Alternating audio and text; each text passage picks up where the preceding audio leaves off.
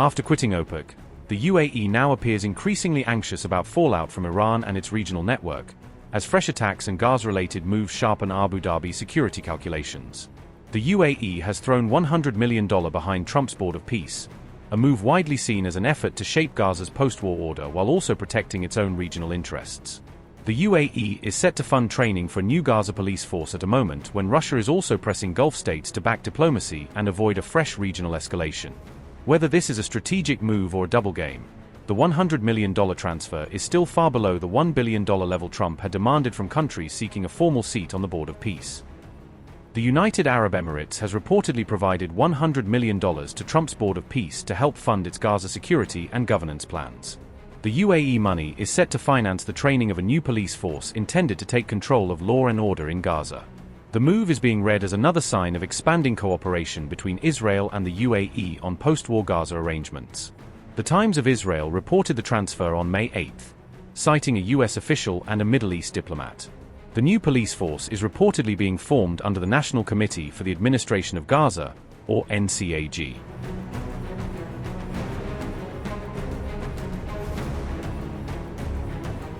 Although the committee was established roughly 3 months ago, its members have still not entered Gaza. That delay has been linked to a lack of funding and continuing security concerns, according to reports cited by Press TV and Reuters. No money is currently available, a Board of Peace envoy had privately admitted, according to Reuters' earlier report on the funding shortfall. The NCAG had already begun recruiting earlier this year for a planned police force that reports say could eventually reach 27,000 personnel. Reports say all recruits will be vetted by Israel's internal security agency before they are approved for service. An Emirati security firm is expected to train the recruits in Egypt and Jordan before any eventual deployment into Gaza. The force is also reportedly expected to seize weapons in Gaza as part of a broader disarmament push aimed at Hamas. Hamas, however, has said it will only give up its weapons to an independent Palestinian state rather than to an externally backed transitional mechanism. Hamas has maintained that it would lay down arms only once the Israeli occupation ends, according to reports cited by Press TV and Reuters-linked coverage. The group has also continued accusing Israel of failing to honor its commitments under previous agreements tied to Gaza's future. The $100 million Emirati transfer is being described as the largest single amount pledged to the Board of Peace so far. Earlier, Trump had pressed world leaders to contribute $1 billion each in exchange for a seat on the Board of Peace, according to reports on the initiative's donor structure.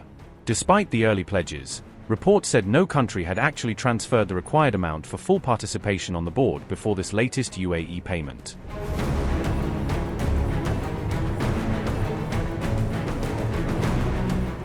Russian Foreign Minister Sergei Lavrov held a telephone conversation with his UAE counterpart on May 8 amid concerns over renewed instability in the region. During the call, Lavrov told the UAE that efforts should focus on supporting the ongoing US-Iran talks, according to the Russian Foreign Ministry. The prospects for stabilization must not be jeopardized by a resumption of hostilities, Lavrov said, underscoring Moscow's push to prevent a fresh regional escalation. Russian Foreign Ministry statement said, and I quote, "The discussion focused on the situation around the Strait of Hormuz, including deliberations on this issue at the UN. The Russian side emphasized the need to concentrate on supporting the ongoing negotiation efforts between Iran and the US. Moscow reaffirmed its position that the prospects for stabilization must not be jeopardized by a resumption of hostilities which would cause civilian casualties and damage civilian infrastructure both in Iran and in neighboring Arab countries." The foreign ministers agreed to remain in contact and work towards aligning the approaches of all parties involved in the search for a long-term, sustainable settlement. Abdullah bin Zayed Al Nahyan congratulated Sergei Lavrov on the upcoming Victory Day. The ministers shared the view that it is necessary to strengthen the multilateral system established on the basis of the UN Charter following World War II. They also exchanged views on certain aspects of bilateral relations, including the schedule of upcoming contacts. Unquote.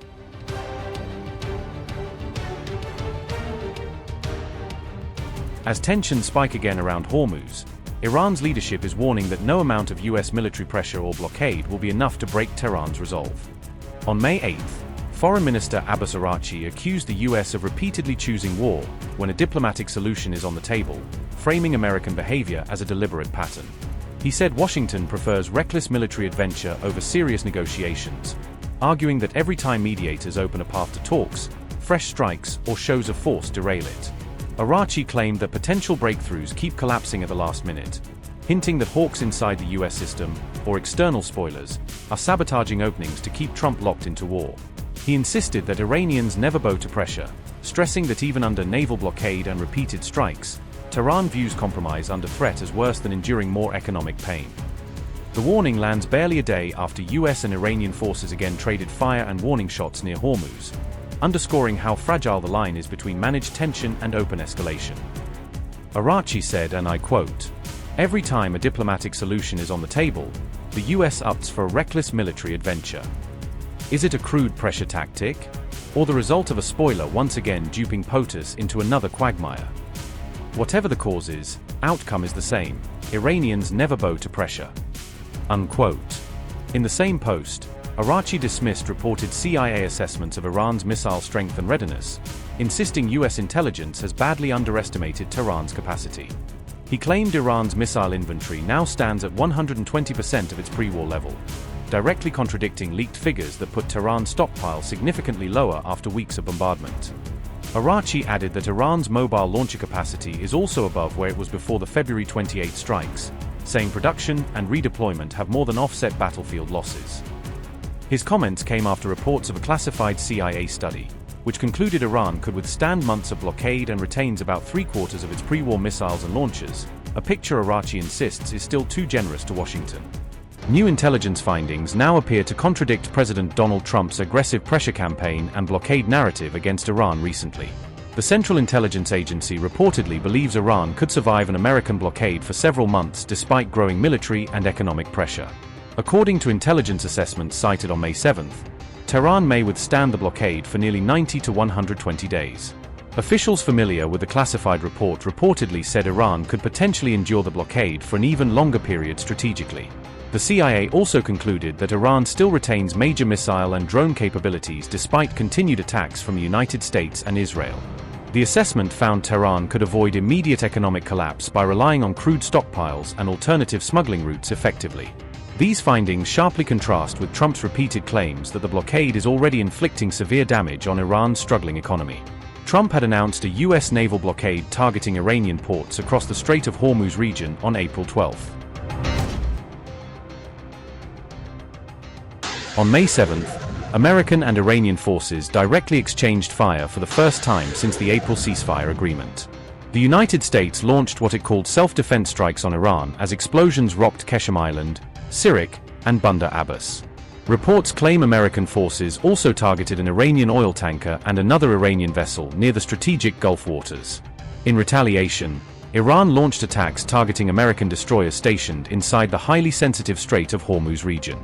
Donald Trump accused Iran of behaving irrationally after military tensions and attacks intensified sharply overnight across the Gulf. President Trump claimed 3 American destroyers safely crossed Hormuz despite reportedly facing Iranian missiles, drones, and hostile threats.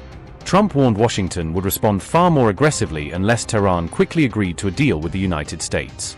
Despite the clashes, Trump insisted the ceasefire remained active and dismissed the strikes as merely a love tap. Meanwhile, Iran claimed its military inflicted damage on American naval assets and forced US warships to retreat from Hormuz. The latest confrontation unfolded as Tehran reviewed a new American proposal aimed at ending the ongoing conflict.